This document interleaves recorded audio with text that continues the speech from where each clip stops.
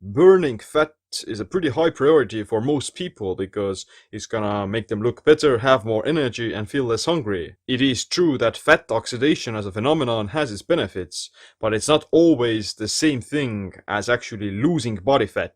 Fasting and exercise, they can make you burn fat in the mitochondria for energy, but it doesn't necessarily mean that you're gonna end up losing body fat. Disappointed! Fasting is just going to create an environment of higher fat oxidation, and that's going to make it easier for you to actually lose body fat.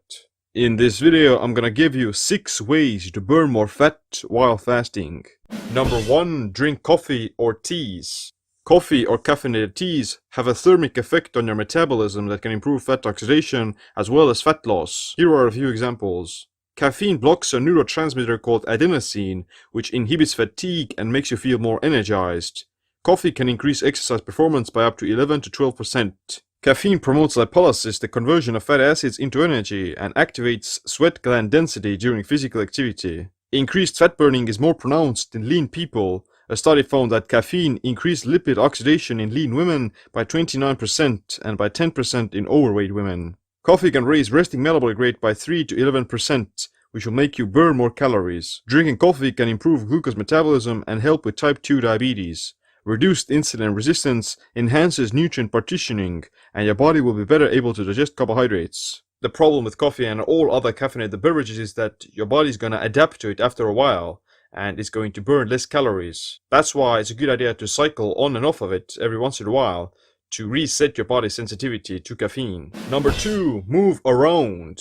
Going on a diet and eating fewer calories leads to metabolic adaptation, which reduces the amount of calories your body burns. Part of it has to do with you carrying less body weight, but it's also due to decreased spontaneous non-exercise activity thermogenesis called NEAT.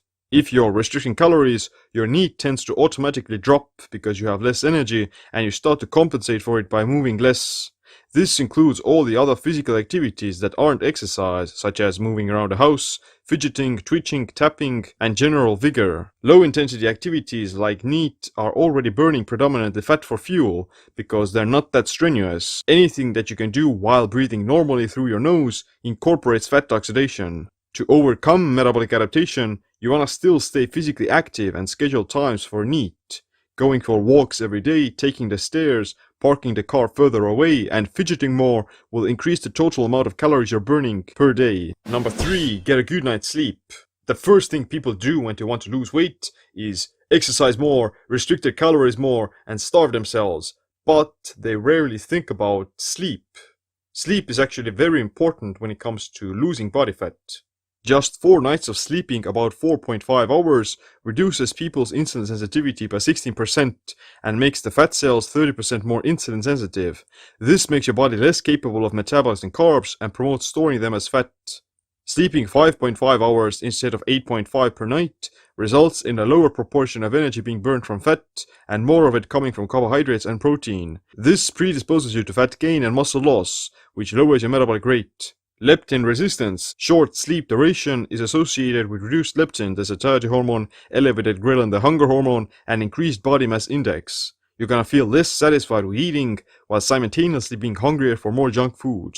One study on 12 men found that if they slept only 4 hours a night, they ate on average 559 more calories the following day, compared to sleeping 8 hours. If you want your body to work optimally in a state of higher fat burning, then you should definitely prioritize your sleep. When it comes to fasting, then eating too late or too close to bedtime can lead to fat loss plateaus because your body is more readily available to store that food as fat because you're gonna go to sleep and you're not gonna use those calories. Let me sleep for the love of God! Number 4. Apple cider vinegar. Apple cider vinegar contains acetic acid, which is a short-chain fatty acid that converts into acetate. This compound can promote fat oxidation and fat loss in a few ways. Acetic acid activates an enzyme AMPK, which promotes ketosis, fat mobilization, and lowers triglycerides in the blood. It also decreases blood sugar, insulin, and the liver's production of glucose. One study found that acetic acid reduced belly fat and the fat in the liver of mice. It also upregulates expression of genes for fatty acid oxidation. And lastly, it suppresses appetite and makes you less hungry by affecting the brain's central appetite regulation.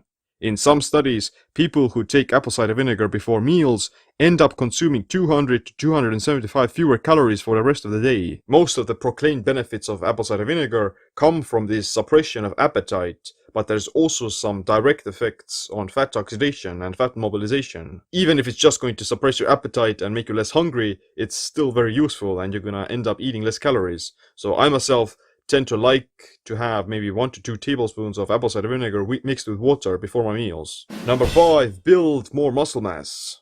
How many calories you burn per day is mostly determined by your body weight and muscle mass. Muscle is a more metabolically active organ that requires more calories to maintain.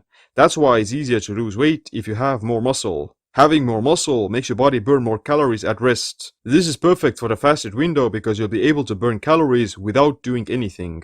To build more muscle, you want to do some type of resistance training like weights or calisthenics.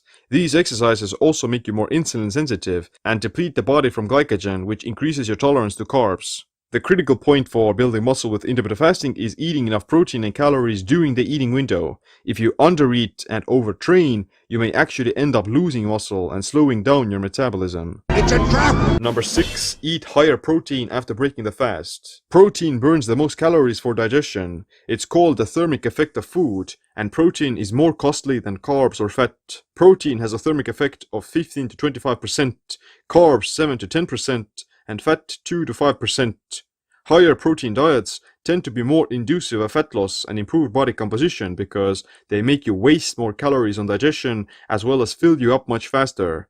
Increased protein intake also promotes muscle growth, thus raising your metabolic rate. After breaking your fast, you would want to consume something that is easy to digest and has protein, so your body could absorb it and shift from the catabolic state of fasting into the anabolic state of eating and build muscle, because if you stay in the catabolic state even after breaking the fast, then you're not going to build muscle and you may end up actually losing it. That's why I like to break my fasts with fast absorbing proteins like eggs or fish, and the last meal is going to be something more that is slower to digest, like meat, because that's going to ensure that you have enough amino acids and protein in your system while you're fasting, and that's going to prevent the muscle catabolism. If you want to know how to optimize intermittent fasting, resistance training, sleep, and food combining, then check out my metabolic autophagy masterclass. But other than that, thanks for watching this video. Make sure you click the like, subscribe, notification bell as well. My name is Seem. Stay optimized, stay empowered.